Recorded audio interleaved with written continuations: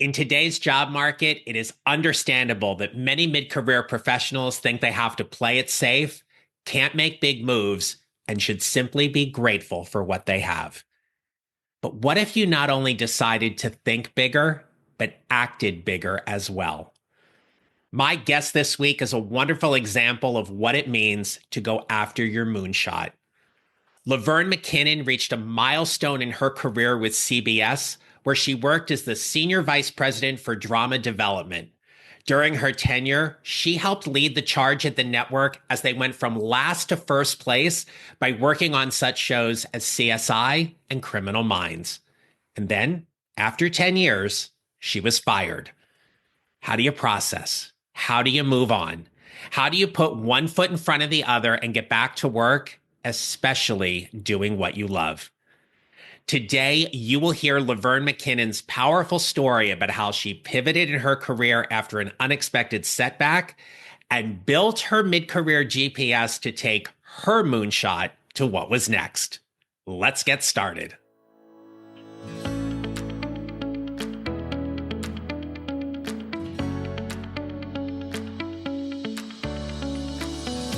Hello, my friends. This is the Mid-Career GPS podcast, and I'm your host, John Neral.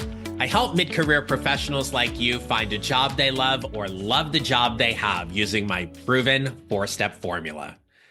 As a podcast host, you sometimes have a guest who delivers such a powerful message that you decide to shift the schedule and move that episode up because you believe this is exactly what your audience needs to hear. And that's what happened in this episode. At a time when people are fearful of losing their jobs, companies are going through dramatic organizational change, and there's a general air of uncertainty, Laverne's message is one I believe you need to hear. Laverne McKinnon is an executive and leadership coach specializing in career transitions, whether recovering from a setback, embracing a pivot, or stepping into a leadership role with more confidence. Her upcoming book, Showstopper, explores career grief and transformation, reframing setbacks as plot twists that offer the chance to rewrite our stories and shape our futures. A former senior executive at CBS and Epix, Laverne executive produced Netflix Girl Boss, teaches at Northwestern University, and is a mentor for the CAPE Leadership Fellowship Program. I invite you to listen very closely as Laverne shares her best tips for acknowledging where you are in your career, leaning into what you're feeling, and understanding why you should never overlook or diminish career grief, as it is an important part of your career success that Laverne shares through her Learn method. I am so honored to bring you this episode, and it is my pleasure to introduce you to Laverne McKinnon. Hi, Laverne. Welcome to the podcast. It's great to have you here today. Thank you so much. I'm really excited to be here. I am too. I've been waiting to have this conversation with you for a while. Laverne, you have an incredible mid-career moment that I briefly touched on in the introduction, but would you please share with us what that was? Yes, John. I'm going to start this story out by just saying how much I love a moonshot. I love big, audacious goals. And early in my career, I had a big moonshot, a big dream that I would become the president of a film studio, president of a broadcast network. It was really something that I aspired to, working in the entertainment industry. And I got my shot at that by being hired by CBS in their children's programming department. And this is back when there was Saturday morning kids programming, which no longer exists. And after 2 years in that department, I was promoted to primetime current programming. And that's like going from the little league all the way to the major leagues. It was a big leap, and it was very exciting, very thrilling. After 2 years in that department, I was promoted again to the most coveted department at the network, which was drama development. And I was part of the team that took the network literally from last place to first place by developing the CSI franchise, Criminal Minds. It was heady, it was exciting. And after 2 years, I was promoted again to the head of that department. And that first year in that job, I had the highest testing pilots in network history. And then after 10 years of being at CBS, I was fired. And I did not see that coming at all. And that experience really pivoted me. And it took me about 10 years to realize that the emotions that I was feeling after losing my job, and I mean, I was gutted. It Mhm. was really, really horrible. I'm actually getting a little emotional right now, just like thinking about it and reliving it.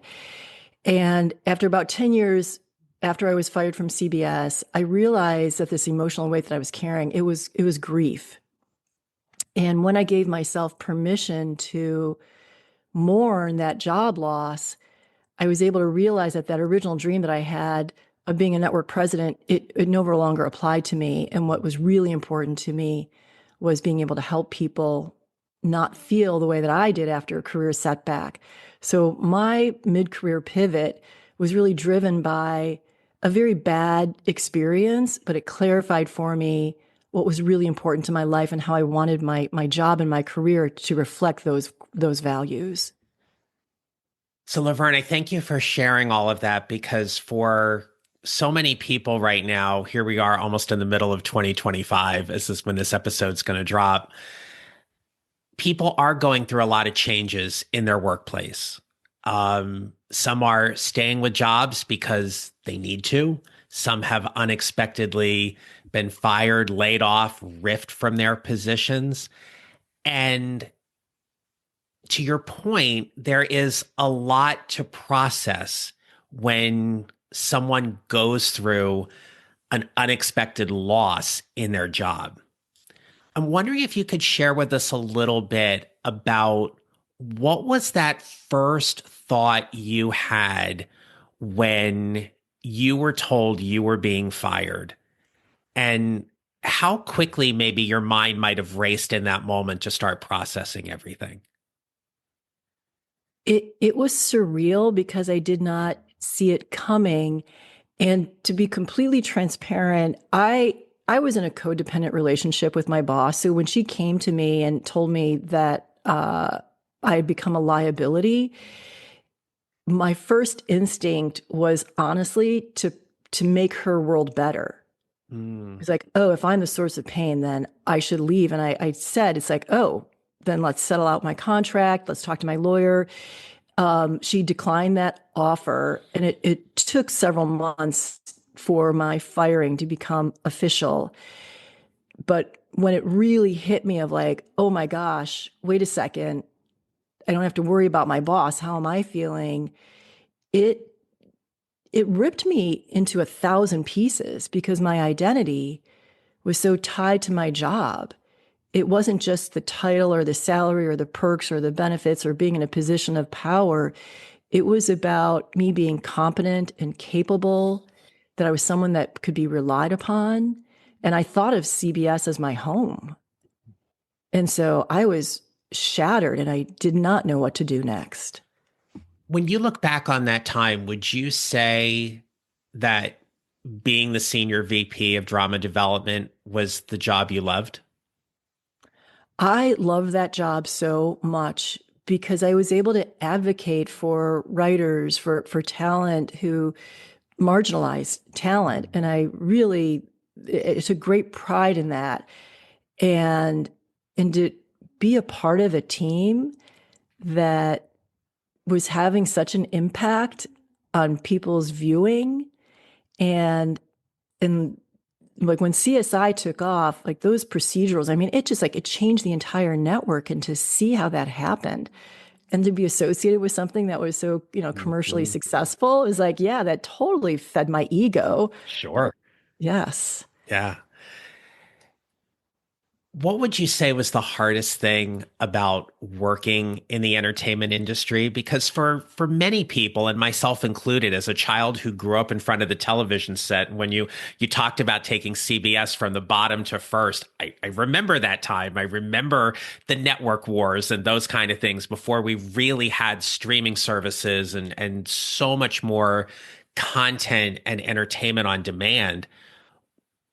What was can you let us in a little bit in terms of like what was that specifically like for you in terms of being in such a position of leadership and authority and influence where you really could make change that hadn't been made before? It, well, I should put this into a little bit of a bigger banner, which is, John, I am a recovering perfectionist and a recovering people pleaser. So the validation of being bumped up and being a part of this incredible moment in time, it was it was really feeding my people pleasing and being a perfectionist and having these goalposts and really mixing my metaphors here, but like getting projects across the finish line. That was so much of my identity, and so it felt great. And also my boss was amazing in so many ways, where she would introduce me to people, she would put me front and center, she would validate my ideas in public settings. And so, wow, it felt golden. I was like on a golden elevator Yeah. until I wasn't. Right. And Mhm. so when that moment happens and you started processing the shock, the grief, the upset, the anger, the plethora of emotions that come with all of that. One of the things that struck me from our pre-call conversation and prepping for today's conversation was you shared it openly at the beginning, which was it took you 10 years to fully process everything that happened. You and I get that. But what would you say to somebody who might be listening, or maybe someone in your past who has said to you, 10 years? That seems like an awfully long time to process. How would you respond to that? Well, I would definitely go on the defensive. Yeah, of course. And rightfully so. But I understand the question, and it's because I did not know that I was grieving. And if I had permission to grieve and I even knew about this, I think it wouldn't have taken me 10 years to understand my experience. And so there's a term in the bereavement community called disenfranchised grief. It's a term that's coined by Kenneth Doka, Dr. Kenneth Doka, and it essentially means any type of grief that is not openly acknowledged, socially validated, or publicly mourned. And professional heartbreak, it falls into the category of disenfranchised grief because, hey, you should be lucky that you even had that experience. Hey, Laverne, you went on to other really awesome jobs. Like, why are you so sad? And, or people who have chosen to retire. It's what's wrong with that? Or, oh, you've been laid off, but you got a great package. It's like you're getting paid for a couple of months, but there's still a sense of loss. And grief comes from attachment and the depth of our attachment. So I was deeply attached to my CBS job. So when I lost it, of course I would feel grief. You may have been in a job where it's like, oh, it was just a job. It was a paycheck. So if you left or you were laid off, it's like, I wasn't attached to that. I'm completely fine to move on. So when we look at grief, we have to take a look at what was the depth of attachment. And because I didn't understand the depth of my attachment, and then the loss of that leading to grief, of course, it took me 10 years. It could have taken me my entire life, except I happened to stumble upon this concept. Hey there. You know that navigating a job search in the middle of your career isn't just about updating your resume or polishing your LinkedIn profile. It's about making the right move without the overwhelm and doing it strategically. That's why I created something just for you. The Mid-Career Job Search Jumpstart is a powerful step-by-step guide designed to help you clarify your goals, find time to job search, and avoid making a move you'll regret. And here's the best part. You can grab the Jumpstart for just $1. That's right. $1 for a guide that can save you hours of stress and frustration.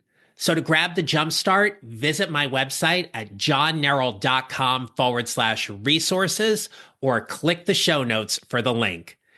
Together, let's take that first step towards your next job or promotion and start building your mid-career GPS with greater clarity, more confidence, and a proven plan. Now, let's get back to the episode. One of the things that we're obviously living through and seeing right now, especially and for me living in the Washington, D.C. area, we know there's been a lot of cutbacks within the federal government. We know there are a lot of people who have been laid off and riffed and lost their jobs and everything. And one of the most striking conversations I've had over the last couple weeks, and admittedly, it's not been a solo conversation as this happens multiple times, is that for people who are a little further along at mid-career where they may have years of service in and they might be eligible for early retirement, one of the things I'm hearing from people that is quite honestly angering them is that people will say, "Oh, but you've got early retirement, you're fine." And their rebuttal is, "But I'm not ready." Yes. How does that fit into this concept that you see time and time again and have experienced about professional heartbreak and disenfranchised grief? I love this question so much, John, because I'm going to back up for a second. Sure. We believe that there are rules to grief. It's like, oh, you need to talk about your feelings. You really have to cry it out. You should go to a support group. The truth is that there are no rules to grief. Everyone grieves uniquely, individualistically, informed by our cultures, by our communities, by our religious or spiritual beliefs. However, there are tasks to grief. And so one of the tasks to grief, it's the last one, is exactly what you're talking about, which is agency. That I actually am in control and I'm empowered to make decisions about what's best for my life. So being invited, encouraged, pushed into early retirement, it robs someone of agency. And so that is a huge component to grief, which is like, wait a second, I didn't have a chance to have a good goodbye. Yeah. Yeah, absolutely. You you shared an activity or a concept with me when we talked previously about helping people write a eulogy for that chapter or part in their career. Would you tell us why that's so important and impactful to do? Yes. So it's very common when someone dies that there is a ritual. There might be a funeral, a memorial service, a gathering in which we can acknowledge our feelings for that person and have an opportunity to express ourselves. So very much with professional heartbreaks or career setbacks, we can create rituals around that so that we can have a good goodbye.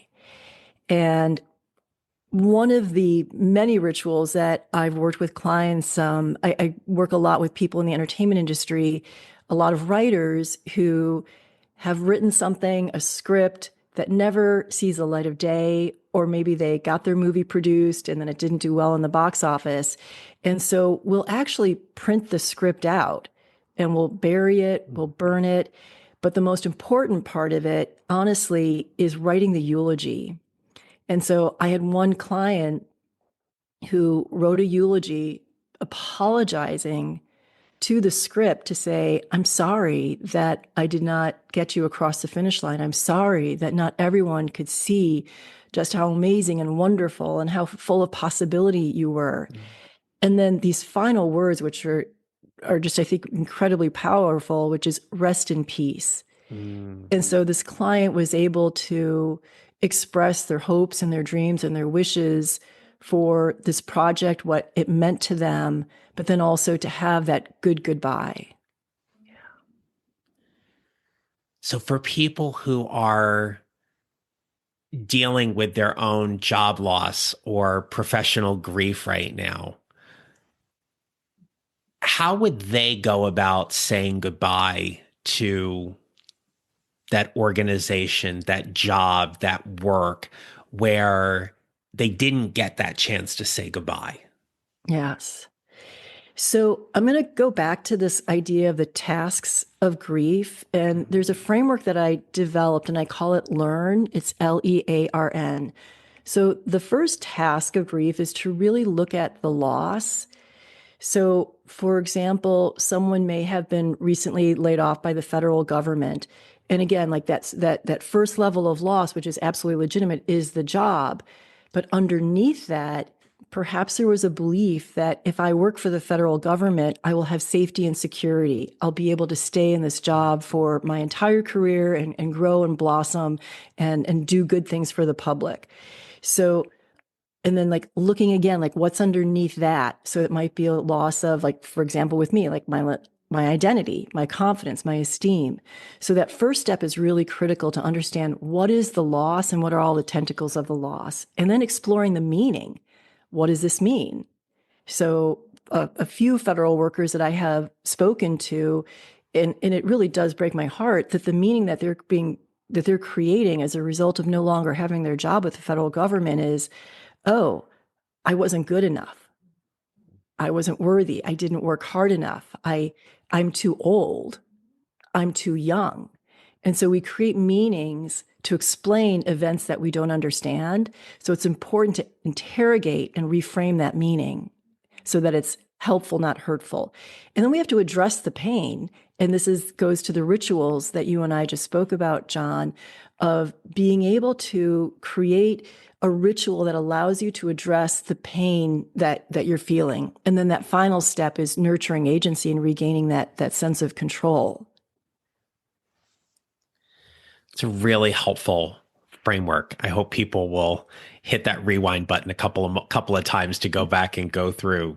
So those 5 steps were to understand, go beneath the loss, to really explore what that is. So it's loss, explore, address, regain, and Or nurture. reframe. Reframe, Yes. sorry, reframe and nurture. Okay, Yes. really good.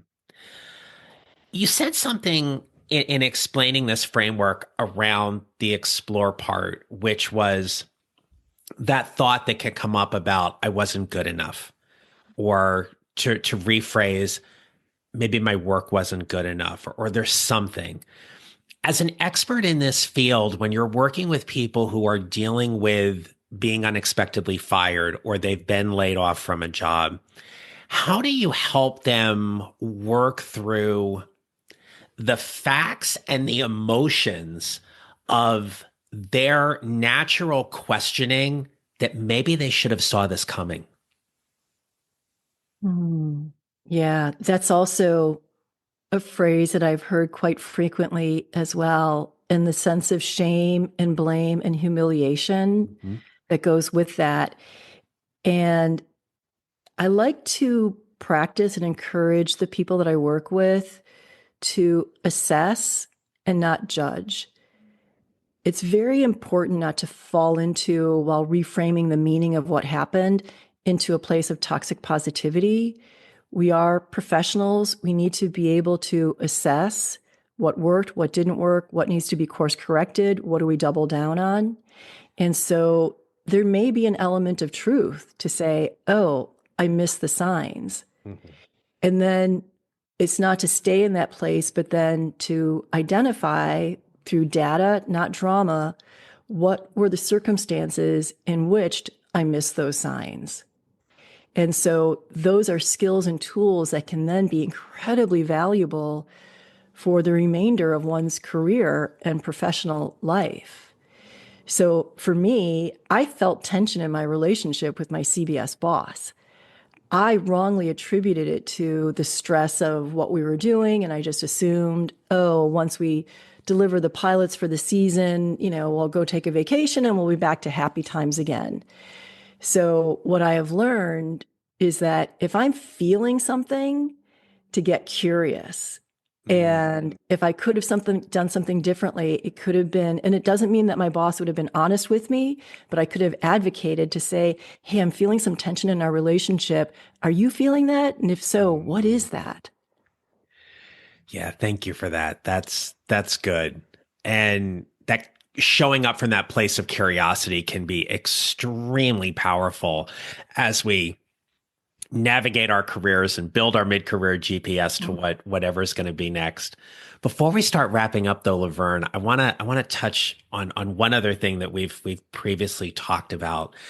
And that's how we process these type of events in our career. And one of the things I remember was, and the word we had used was failure, right? We learn to process failure. And obviously, not trying to equate here that being fired is a failure in that regard, right? But to your point, you talk about how processing failure, the unprocessed failure leads to a loss of resilience. And resilience is required for a long, fulfilling career. Yes. I'd love to know how this has shaped your resilience. Another awesome question, which is and I'm going to go specifically back to grieving and mourning, because once I knew I was grieving and I gave myself permission to mourn, I was able to interrogate that meaning that I was creating, because walking around for a decade thinking that I'm worthless, stupid, and not capable anymore, it wasn't helping me on any level. And so once I was able to reframe and say, oh, my values no longer aligned after 10 years with CBS, I didn't belong there anymore. I didn't fit into the culture. I was able to then start to refill my cup with resilience, because that negative self-talk, it was like a lid over my resilience cup. And when I was able to remove the negative self-talk, I was then able to fill that resilience cup with, hey, wait a second. I'm a great learner. I'm someone who is committed and dedicated. I am curious. I do have this depth of experience. I do have the skill set. And so it was able to help me get back onto course and to clarify what truly is my North Star, my moonshot. And resilience is a little bit like willpower. It's in the sense that it can get used up. It's not an endless well. And so compassion, self-care, checking in with ourselves and assessing, where am I at in my career right now? Does it feel good to me? Am I aligned with my values? Those are all things that impact our resilience. It can impact our resilience in a negative and a positive way. So if we're not doing that stuff. So now I feel so much more equipped when setbacks happen to check in with myself of like, okay, how attached was I to that particular person, place, or thing? Mm-hmm. And then if I was deeply attached, let me mourn. If I wasn't, then let me just skip over into assessment and figure out, okay, what needed to be course corrected and what new best practices do I need to develop? Yeah. What's the most exciting thing about your work today? Oh, it's this is going to sound so hokey, which is why you're hearing this like pause in my voice, but it's really two things. Is that when I am working with a client or I'm talking to someone about this concept of disenfranchised grief and professional heartbreaks, and their face goes, oh, that's what's going on. And it's a huge aha. And it immediately gives a pathway of how to be able to move forward and stop feeling stuck. That just is so unbelievably exciting. And then the other exciting part is like then seeing that transformation occur. It's like, oh, now that I've reframed what happened in a way that's actually helpful to me, and then seeing people activate on that. Oh my gosh, it makes me a little weepy to think about. Well, your work is extremely impactful and it's needed. And to work with people who are wanting to take the time to go through, be curious, explore this entire process about what this means for them in their lives and careers, that's a special relationship, and that's something which right now with everything we're dealing with, that's a gift. So thank you for that. Thank you. All right.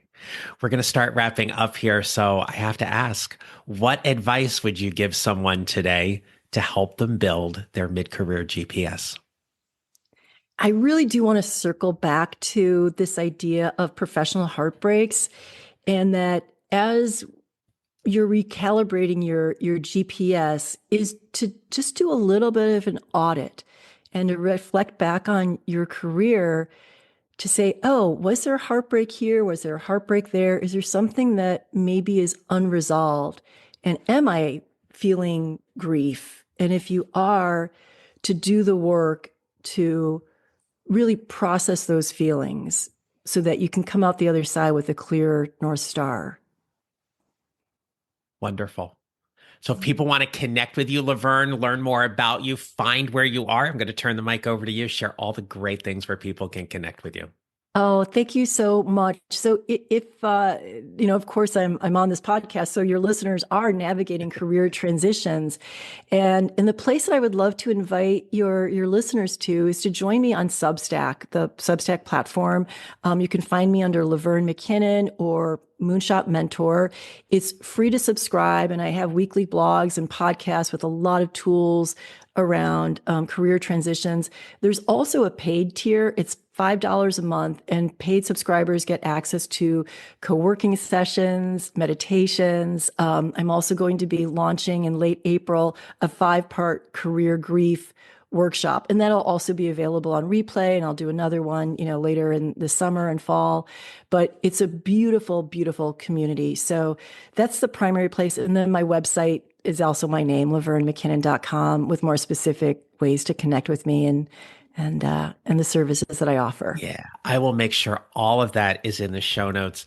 Laverne McKinnon, thank you for coming on and sharing your story and just being a great person and great guest today. Thank you so much.